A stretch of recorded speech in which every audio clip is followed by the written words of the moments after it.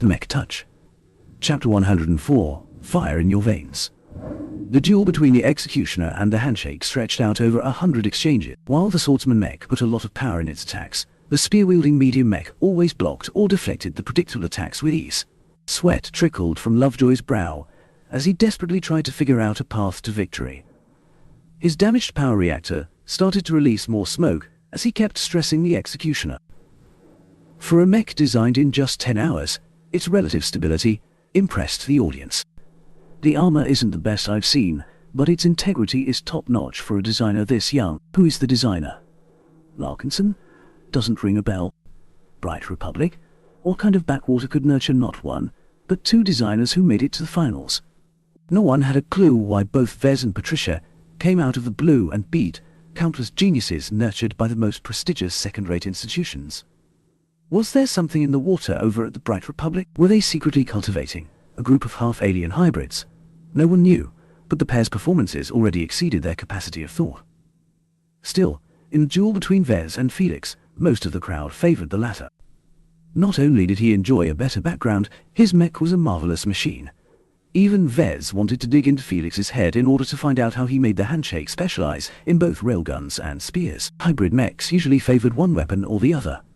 Though it was subtle, Vez recognized that the Handshake could break several records with both its marksmanship and spearplay. None of the final 6 are weak, Vez concluded with a smile.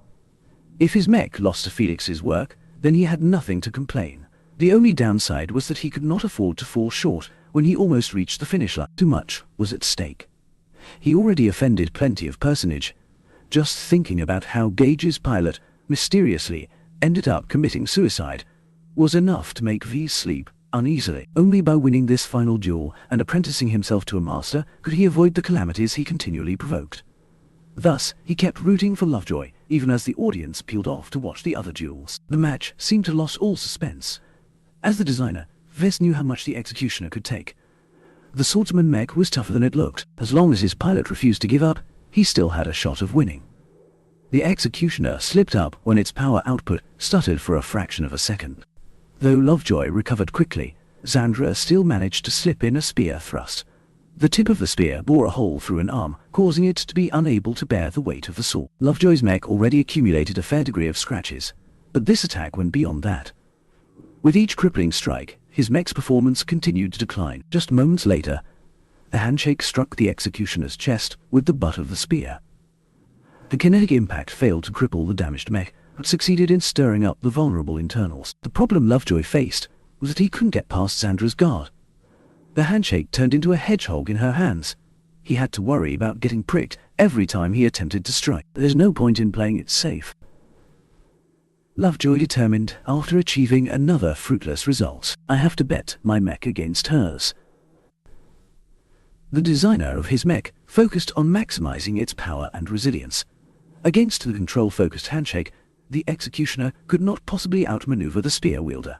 An instructor once taught him an important lesson. If you're losing the game, then flip the board. He lost sight of his way. His mech was not meant to poke the Handshake like a skittish kitten. Such a tactic only resulted in a gradual defeat. Once Lovejoy adjusted his perspective, his mood improved. He pushed away his fear of losing. He wanted to win, instead of trying to avoid defeat. There's no choice but to go all in. If her spear hits my mech, then so be it, as long as my sword can dish out the hurt. He slowly polished his aggression until it almost boiled over in his mind. His mech subtly amplified his thoughts. Both of their intents aligned. Even Xandra sensed a change. The battered and beaten mech in front of her halted its declining tendency. She upped the pressure in order to interrupt whatever Lovejoy had in mind. Instead of blocking the next spear thrust, the Executioner boldly let it scratch the sides of his lower torso. The engine buckled for a bit, but the mech quickly regained its energy. The wounded mech continued to push forward and struck down its sword with a devastating overhand chop. Caught off guard, Xandra acted decisively. Her mech let go of the spear and hopped away, causing the sword to miss its mark. Despite escaping the damage, she felt no better. Without a spear, her mech lost much of its reach and leverage. As for Lovejoy, his mech's performance grew even more unsteady. Besides his power reactor, he also had to keep an eye on his engines.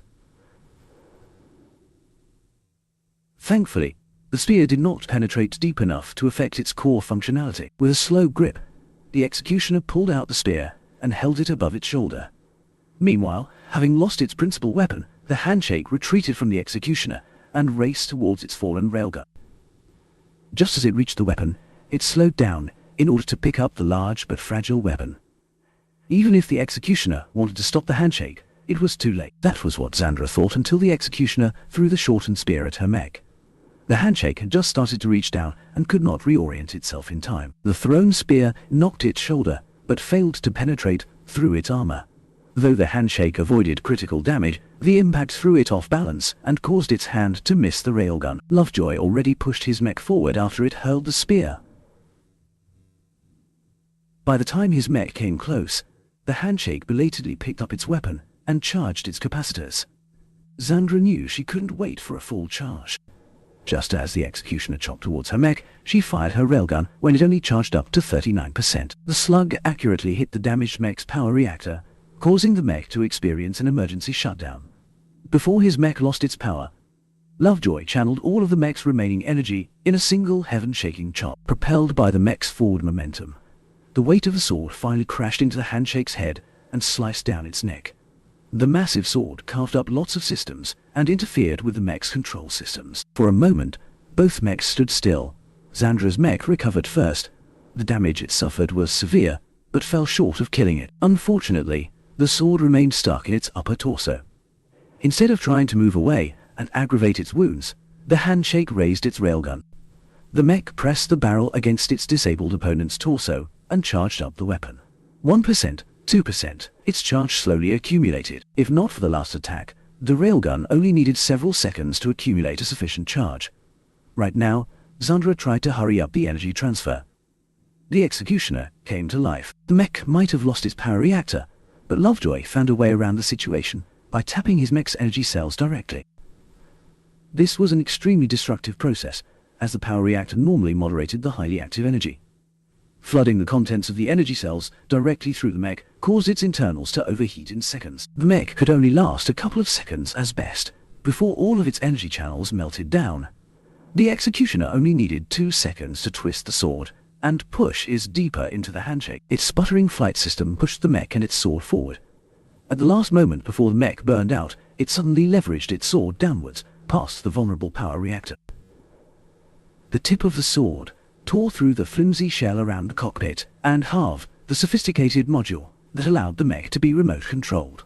According to the rules set by Limar, the destruction of the module represented the death of the pilot. There was no coming back. The executioner lost all of its power right after delivering the fatal blow. Most of the audience had paid attention to the dramatic final moments of the duel. When it became clear that the executioner lasted longer, they rose to their feet and applauded the mech's spectacular performance. Vess, Lovejoy, and the executioner had all outdone themselves in achieving such a hard-fought victory. Vess closed his eyes and took in the applause. Though most of the people wanted to show their appreciation to Lovejoy's incredible performance, Vess equally contributed to his mech's eventual triumph. While most designers focused on improving their mech's armor or weapons, his own was both structurally sound and resilient to damage. Well, part of why I focus so much on the internals is because I don't have any choice. My foundation in alloy compression is still too shallow. That might change in the future. After witnessing and challenging so many of his fellow peers, Vess gained a better understanding of how others developed their skills. He was already satisfied with this harvest alone. After the other duels had come to an end, 3 finalists remained as victors of the Limar Open competition. Our first victor is Vez Larkinson, from the Bright Republic. His alma mater was the Rittersberg University of Technology. Together with Cadet Reddy Lovejoy, he has reached the summit of this event. Our second winner is Patricia Schneider, who is also a guest from the Bright Republic. She even attended the same class as Mr. Larkinson at Rittersberg. What a coincidence. The pair's common origins was pushed to the forefront again. They both climbed over countless geniuses to reach this point. Still, nobody could figure out a compelling reason. They just happened to beat every opponent in their way. Many of their victories were hard-won, which helped the audience accept their success. If they performed too dazzling, then people might suggest they'd been kidnapped and replaced by someone like Carter Gage. Fortunately for the school, Marcel Westkirke from Lima snatched the last available slot. After an arduous battle of attrition, Westkirke's mech finally outlasted its opponent. The lit managed to preserve its honor. Once the clamor died down, the spotlight shone on the masters sitting atop an elevated podium. The 5 masters heatedly discussed among themselves behind a sound-neutralizing barrier. During this time, all of the other mech designers who reached the 3rd round returned to the stage. He nodded at Barakovsky, who looked like she still had a hard time accepting that Vez had reached this point. Almost everyone among the 24 designers waited silently for the masters to make their decisions. They all hoped to leap to the heavens in a single step. Who wouldn't want to receive the personal guidance of someone who had climbed the summit of his profession? Vess looked up at the eminent figures and wondered who might accept him as an apprentice or a disciple. An apprentice mostly only learned under a master, whether they only learned a few tricks or inherited their master's entire legacy. There would be a time when they spread their own wings. A disciple, on the other hand, also had the right and obligation to represent their master. The relationship between the two was lifelong, and they usually forged very deep ties, both business and personal. Vez wasn't concerned with the differences between the two. As long as a master took him in, he could finally get rid of the system's confining mission and get back to building his business. The masters have finished their deliberations. They are ready to announce their decisions. The first master stood up. Master Duchamp's charming voice reached the entire arena complex. Mr. Devin Lush, please step forward. The lucky bastard joyfully separated from the others as they burned a hole into his back. Devin's mech got trashed in the second duel. So why him? If Duchamp noted the questioning expressions of the others, he didn't show it. Instead, his gaze fell down upon Devin with a gentle expression. Devin Lush, do you wish to be my apprentice? Yes, Devin yelled, as if he was afraid the master would doubt him if he did not do his utmost. I gladly accept. Then follow me, the master threw out as he turned around and walked up to the ceiling. Devin eagerly followed. He engaged his antigrav clothes and quickly caught up to the floating master. They eventually reached a floating room.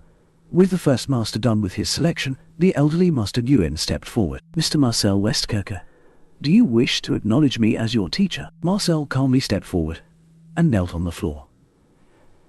He kowtowed 3 times, according to the ancient tradition. Good. From now on, the galaxy will acknowledge you as my nominal disciple. The pair floated away towards another private room in order to settle all of the formalities. The 3rd master rose up from her graceful sitting posture. Every designer held their breaths, Vess included. There were divisions between masters. While all of them had reached unimaginable heights, some of them were more distinguished than others. Those who made it a hobby to rank the masters considered Master Katzenberg to be the most formidable designer present. Her mature voice cut through everyone's thoughts like a chime. Miss Alyssa Phil, are you willing to become my apprentice? This obscure young woman originated from a tiny 4th-rate state, but graduated from another institution in the coalition. Despite her mixed origins, she amply proved her skill even if her mech hadn't lasted very long in the final round.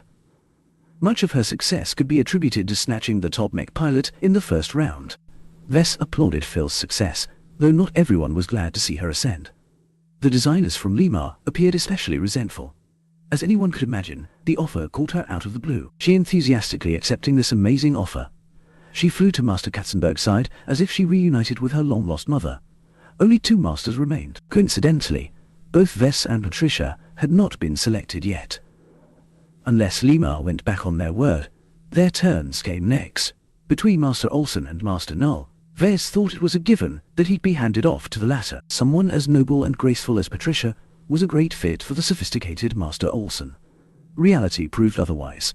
When Master Olsen stepped forward, her young but stern gaze focused solely on Vess. Mr. Vess Larkinson, do you wish to become my apprentice?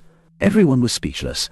No one could have predicted that someone from an average background could catch the eye of someone as lofty as Master Olsen. She was notoriously elitist and considered everyone with a net worth of less than 1 billion coals to be a cockroach. Vess even wanted to access his bank account in order to see if some anonymous grandpa deposited a fortune in his bank account. When he realized he held up the ceremony, he quickly walked forward and gave his response. I accept. Master Olsen silently maintained her gaze at him, which made him feel as if he was an ant.